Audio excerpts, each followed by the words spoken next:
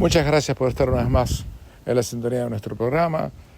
Estamos viviendo horas realmente históricas y sin precedentes, ya que estamos viendo el final posible, muy probablemente, de lo que fue y todavía sigue siendo, quizá en sus últimos momentos, el régimen teocrático islámico, mal llamado República Islámica de Irán, que está colapsando después del ataque increíblemente preciso de las Fuerzas Armadas de Israel, obviamente apoyadas logísticamente por Estados Unidos y con el apoyo completo y absoluto de todos los países árabes, mientras Irán tiene un apoyo muy tenue o tibio de China. Ni siquiera Putin ha salido al rescate, y Estados Unidos en este momento no ha decidido si se va a sumar al esfuerzo bélico de Israel para destruir el proyecto nuclear de Irán, que tiene como principal objetivo fabricar bombas atómicas, algo que viene anunciando desde hace muchísimo tiempo y que están cerca de lograr. Ya se autorizó en Estados Unidos que el general Michael Kurilla, que es el jefe del Comando Central, continúe un eventual plan de acción contra Irán con las máximas autoridades de las fuerzas de Israel. Kurilla ya tuvo experiencia de combate en Siria, en Afganistán y en Irak. Fue condecorado varias veces por su performance. Y ahora ustedes fíjense, Israel ha controlado y ya tiene controlado todo el espacio aéreo sobre Teherán. Anuló todas las fuerzas antimisilísticas que tenía Irán para combatir repeler un ataque aéreo. Controlan absolutamente todo y lo hicieron, y han matado a toda la cúpula del ejército iraní y a todos los servicios de inteligencia que han podido, y a casi todos los que estaban en el mando, sin poner un solo soldado del otro lado de la frontera que por otra parte no existe entre Irán e Israel, ya que no tienen ni siquiera una frontera en común. ¿Por qué un régimen como el de Irán se ha empecinado, y lo ha dicho incansablemente desde hace décadas, en querer destruir y aniquilar para siempre todo el Estado de Israel? No solamente porque son antisemitas, sino porque querían convertirse en su mente alocada y demente en el rey supremo de todo Medio Oriente. Porque ustedes fíjense esto, si Irán hubiera logrado, o logra todavía, esperamos que no, la bomba atómica, controlaría todo el Golfo Pérsico. Por allí pasa todo, o prácticamente todo, el comercio internacional, y especialmente todo el comercio internacional de gas y petróleo, que va desde Kuwait, desde Bahrein, desde Qatar, desde Emiratos Árabes y obviamente Arabia Saudita, hacia todo el resto del mundo. Hubieran podido poner las condiciones que hubieran querido. Y además habían construido misiles que hubieran podido amenazar con un holocausto nuclear a otros países, no solamente Israel.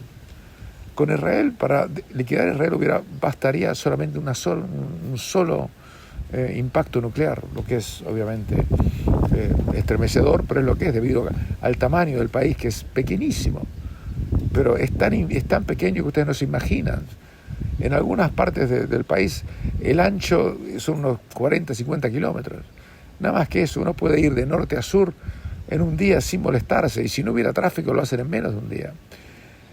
Entonces, estamos viviendo horas absolutamente históricas. Trump dijo que no sabe si va a atacar esta semana, la próxima o antes, que él sabe dónde está escondido el Ayatollah Khomeini, que es un blanco fácil, y si no lo han matado todavía es porque no han querido. Aparentemente están tratando de negociar que Khomeini se vaya solo y quizás le den exilio, como está exiliado el expresidente sirio Assad en Moscú. Ojalá sea así. Lo importante es que se acabe la teocracia en Irán, que ha prohibido hace décadas que las mujeres ejerzan cualquier tipo de cargo público de importancia. Una vez leí hace muchos años un libro de una mujer que era jueza en Irán, una mujer brillante. Cuando asumió al Ayatollah Khomeini le echaron del cargo y nunca más pudo ejercer. Las mujeres son ciudadanas de cuarta categoría allí. Reitero, no pueden siquiera mostrar el cabello. Si salen a la calle con la cabeza descubierta, son pasibles de prisión o peor. Un oyente a quien tuve que bloquear me dijo que él prefería el régimen de iraní a la democracia israelí. Bueno, ese hombre debe estar mal de la cabeza, o debe tener problemas cognitivos, o es una basura de persona. Hay muy poca gente que ya piensa así. Está todo el mundo prácticamente aliado sin decirlo, hasta Francia, que siempre titubea entre una y la otra porque juegan a dos puntas, y siempre jugó a dos puntas con Irán porque siempre hacían negocios con Irán, haciendo contratos multimillonarios allí. Ahora ha dicho que no va a defender Irán y va a apoyar a Israel. Apoyar a Israel no es apoyar al Estado judío en este caso, es apoyar a los valores occidentales de la civilización judeo-cristiana que hace que el mundo sea lo que usted ve hoy. Hay que realmente ser muy obtuso para hacer lo que hizo la ministra de Relaciones Exteriores de Australia, Penny Wong, que no tuvo mejor idea que llamar telefónicamente al canciller iraní y pidiéndole a las partes que regresen a la mesa diplomática. ¿Diplomacia de qué? O Penny Wong tiene limitaciones cognitivas e intelectuales realmente llamativas, o es una persona de unos valores morales que no debería ejercer ningún cargo público y mucho menos el cargo de ministro de Relaciones Exteriores de Australia. Y a Australia la están tratando como el estado paria en el cual se ha convertido bajo el gobierno socialista de Albanese. ¿Por qué? Estaba Albanese, que fue invitado al G7, aunque Australia no es parte del G7, fue invitado allí en Alberta, en Canadá, se iba a encontrar con Trump, y Trump lo dejó plantado. Dijo que se tenía que ir antes, que se fue antes por otros motivos, pero no tuvo ni 15 minutos para reunirse con Albanese, le pegó un cachetazo diplomático en la cara. El tipo había viajado especialmente para eso. Pero ya en Estados Unidos le han tomado la medida al gobierno socialista antisemita de Albanese, Wong, inspirados por el ex intelectual Bob Carr, para tratarlos como son. Y además hay una gran disputa con Australia, porque Australia no quiere gastar en defensa lo que Estados Unidos le está pidiendo. Australia prácticamente no gasta nada en defensa, menos del 2% del Producto Bruto, cuando tiene una amenaza seria, que es a los chinos, pero muy cerca. Australia ha puesto que toda la estrategia de defensa sea que Estados Unidos vaya a defenderla. Y como se están comportando, muchachos, discúlpenme, pero no los van a ir a defender, ¿eh? No se los puedo garantizar, pero es probable que eso ocurra. Espero que no ocurra desde ya, pero para nada, ni mucho menos. Pero estamos viviendo horas sin precedentes. Esto era impensable, que en apenas una semana y pico el régimen iraní se iba a derrumbar como se derrumbó, simplemente con ataques misilísticos. Y ahora ya no son más ataques misilísticos, son ataques de aviones supersónicos, porque controlan el espacio aéreo. Controlar el espacio aéreo no hace falta mandar misiles, que son carísimos, y pueden mandar los aviones con bombas teledirigidas que son mucho más precisas. Por otro lado, Irán está así tomando medidas de represalia a la desesperada, tirando misiles a la que te criaste contra zonas urbanas, y ha provocado varias víctimas en Israel que obviamente se las van a cobrar. Pero si Irán llega a caer, cambiaría toda la escena geopolítica mundial. El Medio Oriente dejaría de ser prácticamente lo que es hoy y se convertiría en una zona prácticamente integrada, no culturalmente, pero por lo menos social y políticamente occidente. Porque el factor desestabilizador era la dictadura teocrática de Teherán. Los sauditas están prácticamente aliados a Estados Unidos. Todos los países del Golfo parece que ya tienen relaciones no solamente con Estados Unidos, sino con Israel. El tema ha cambiado por completo. Yo no sé si ustedes pueden llegar a apreciar cómo en tan poco tiempo ha cambiado todo y tanto. Esto es producto de una estrategia que ha llevado Israel, que primero se sacó de encima a Hamas, después se sacó de encima a Hezbollah, después cayó el régimen sirio, que eran todos títeres de Irán, de manera que ahora pudo atacar a Irán sabiendo que no podían atacarla desde sus fronteras inmediatas, porque ya no había quien respondiera a los asesinos ayatolás. Hacemos una pequeña pausa y continuamos. La convicta expresidente de la nación argentina, que se llama Cristina Kirchner, hizo una arenga desde su arresto domiciliario, donde está empezando a cumplir su prisión, y dijo textualmente que ella va a volver con más fuerza y unidad. Envió un mensaje grabado desde su domicilio, donde está cumpliendo la prisión domiciliaria, hizo duras críticas al rumbo económico de Javier Milei, le agradeció a los militantes presentes. ¿Quién puede ir a hacer presencia frente de una ladrona comprobada? No lo sé. A lo mejor muchos argentinos deben estar lobotomizados. y sentenció que no me dejan competir porque saben que van a perder. No, ella piensa todavía que tiene futuro político y si compitiera alguien la votaría. Alguien la votaría, me imagino, pero ni de cerca para llegar al poder. En principio se esperaba una movilización donde están los tribunales, pero con la notificación de la prisión domiciliaria y sin necesidad de que Kirchner se traslade a los tribunales, los militantes, entre comillas, porque para mí son militantes y no son una manga de forajidos sin cerebro, decidieron mantener el acto donde estaba ella alojada y donde va a estar alojada por bastantes años. Por el caso, el gobierno desplegó controles en los accesos a la ciudad y a la policía. La policía de la ciudad desplegó un tercer anillo de seguridad en los alrededores de la Plaza de Mayo, como ustedes saben, que está en el centro de Buenos Aires. Cristina dijo, vamos a volver, agradeció a la supuesta militancia por las muestras de cariño, dijo, este modelo que ahora encarna Milei, que no es diferente a los de otrora, se cae. La prueba a la que se cayó es ella, pero ustedes fíjense lo interesante. Cómo el poder, eso es una reflexión, cómo el poder es tan efímero. Kirchner era la dueña de la Argentina. Cuando se iba a Río Gallegos, a su residencia allí, se hacía traer por avión privado desde Buenos Aires los diarios del domingo para poder leerlos. En un vuelo de 6 horas, 3 horas de ida, 3 horas de vuelta. Controlaba todo. Tenía programas de televisión donde ella misma se encargaba de bajar línea para que denosten y menosprecien e insulten a todos sus opositores.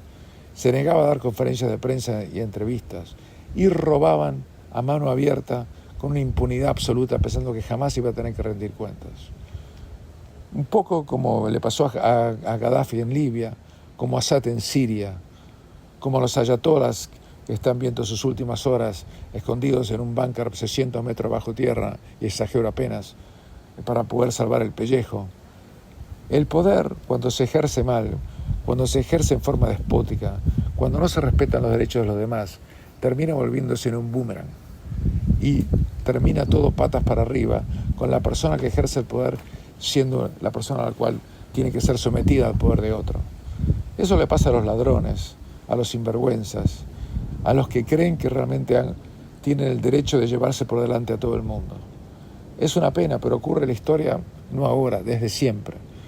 Por eso estoy haciendo una especie de conexión abierta, que por supuesto es imaginaria, entre lo que está pasando en Irán, donde un régimen que era impenetrable se está cayendo como manteca en un horno, y lo que le pasó a Cristina Kirchner, que hasta hace año y medio era vicepresidente de la Nación, y hacía lo que quería, y tenía la impunidad conseguida, mandaba a matar fiscales sin ningún tipo de inconvenientes, nunca la llevaban a la prisión por nada, y ahora terminó como terminó.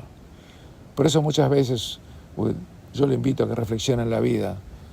Si usted tiene alguna vez algún poquito de poder, trate de usarlo con mesura, trate de usarlo con inteligencia, trate de usarlo para el bienestar de los demás y no para beneficio propio y de su propio ego. Si eso pasa, la vida casi siempre termina pasándole la cuenta. Hacemos una breve pausa y nos metemos en el fútbol. Se está disputando el Mundial de Clubes en los Estados Unidos y realmente a mí la cosa no me convence. Yo estoy acá, lo veo desde cerca y honestamente la cosa no me convence y les voy a explicar por qué. En primer lugar, los estadios están muy pero muy raleados. Por supuesto, si Boca juega en Miami, pueden poner 55.000 personas en la cancha, porque hay un montón de argentinos que viven en esta zona, un montón de latinos, un montón de hinchas de Boca, y se pueden acercar hasta el sur de la Florida sin ningún tipo de problemas. Boca empató 2-2 con Benfica, un partido que debió haber ganado, estaba ganando 2-0. Y usted fíjese que hasta el momento ningún equipo europeo le pudo ganar a un equipo de la Conmebol Sudamericana. Ni uno, ni siquiera los equipos grandes, ni uno. Boca empató con Benfica, el Palmeiras no le pudo ganar al Porto, el Fluminense le debió haber ganado al Borussia Dortmund y el Inter Milan ni siquiera pudo ganarle al Monterrey de México. O sea, la cosa es mucho más pareja de lo que parece. Por supuesto, el PSG le hizo 4 al Atlético de Madrid. Vamos a ver cómo sigue la cosa en el futuro. Pero el problema son los estadios. River le ganó 3-1, bastante cómodamente, sin jugar bien, a un equipo japonés, el Urawa Red Diamonds, en Seattle. En un estadio de 72.000 personas, había 11.900 personas. Y es River. Por supuesto, a River hacerlo jugar en Seattle es tener una maceta en la cabeza. Si lo hubieran hecho jugar, aunque sea en Orlando, hubieran ido un montón de hinchas de River. Pero lo hicieron en Seattle, más lejos imposible. Una locura. El Chelsea jugó contra el equipo de Los Ángeles en Atlanta. De Atlanta a Los Ángeles hay un vuelo de 4 horas. No fue nadie de Los Ángeles a ver el equipo, fueron 3.000 personas. En el estadio donde entran 70.000, había 22.000. El mayor papelón ocurrió en Orlando, donde un equipo sudafricano le ganó a un equipo coreano. En un estadio de 26.000 personas, había 3.000 personas en la cancha. Cuando jugó el Inter Milan contra el Monterrey, en Los Ángeles, donde hay millones de mexicanos viviendo, no pudieron llenar el estadio, que estaba un 65%. Eso significa que esta Copa no ha despertado el interés de los aficionados en ningún lugar. Las audiencias televisivas son minúsculas porque los derechos mundiales lo tiene la compañía DAZN, que la puede sacar por streaming, es gratuito hacerlo, y le vendieron, usted fíjese, la FIFA le vendió a DAZN por $1.000 millones los derechos. Ahora bien, ustedes saben, les voy a contar una historia. DAZN recibió un aporte financiero de una empresa de Arabia Saudita por $1.000 millones. Justo el precio que le pagó a la FIFA por tener derechos que son absolutamente no comercializables, porque es imposible que DAZN recaude $1.000 millones por vender los derechos al mundo. Ha recaudado unos 200, 300 millones de dólares. Por publicidad online no pueden sacar 700 millones de dólares, ni de casualidad. Y yo le dije que la plata vino de Arabia Saudita entonces. Y adivinen quién va a ser el anfitrión del Mundial 2034, sin competencia y ya adjudicado por FIFA. Sí, ya se dieron cuenta, fue Arabia Saudita justamente, donde la empresa Aramco de Arabia Saudita es uno de los principales patrocinadores del Mundial. Y yo digo si Aramco es patrocinador del Mundial, una empresa petrolera, ¿a quién le va a vender petróleo por tener publicidad en los estadios? O ser patrocinador, pero a nadie. ¿Y en dónde además? Bueno, este Mundial seguramente será una bonanza económica para la FIFA, pero es deportiva y económicamente no creo que pueda cerrar de ninguna manera. Y hay que empezar a cuestionarse, como dice el presidente de la Liga Española de Fútbol, Tebas, si este no va a ser el primero y el último mundial de clubes organizado en este formato con 32 equipos. Ya olvidémonos del 10-0 del Bayern Múnich contra el Auckland. Si llegan a llegar, valga la redundancia, a las semifinales 4 equipos europeos de Champions, Europa va a estar furiosa porque va a decir, al final están jugando una Champions League paralela. No sé cómo va a terminar. Interesantemente, usted fíjense que la FIFA, anticipando la debacle que podía haber ocurrido, han hecho que las 2 semifinales y la final del torneo se jueguen todas en New Jersey, que está al lado de Nueva York. La van a hacer en el lugar donde se va a hacer la final de la Copa del Mundo del año próximo, en el estadio de MetLife. Un estadio que yo conocí cuando fui a cubrir Chile-Argentina el año pasado ante la Copa América y donde juré no volver nunca. Porque honestamente el acceso es terriblemente malo. El estadio es bastante feo. Estadios tan hermosos en Estados Unidos, no sé por qué juegan ahí. Y además está fuera de Nueva York, es difícil, no se ve bien. Tiene la peor sala de prensa que yo he visto alguna vez en el mundo. Pero van a jugar los 3 partidos principales allí. Por ahora esto ha fracasado.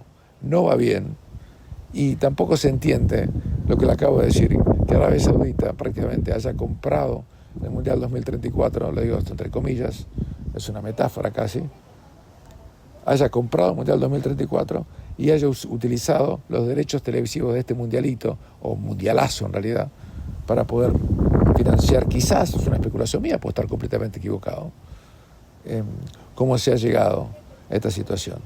Infantino está matando el fútbol. Realmente Infantino ha hecho que lo extrañemos muchísimo tanto a Belange como a Blatter, porque estos 2 últimos priorizaban las selecciones nacionales de fútbol sobre los clubes. Infantino está haciendo absolutamente lo contrario y está matando a la gallina del huevo de oro. Los estadios vacíos dan pena, como da pena este torneo. Será hasta la próxima.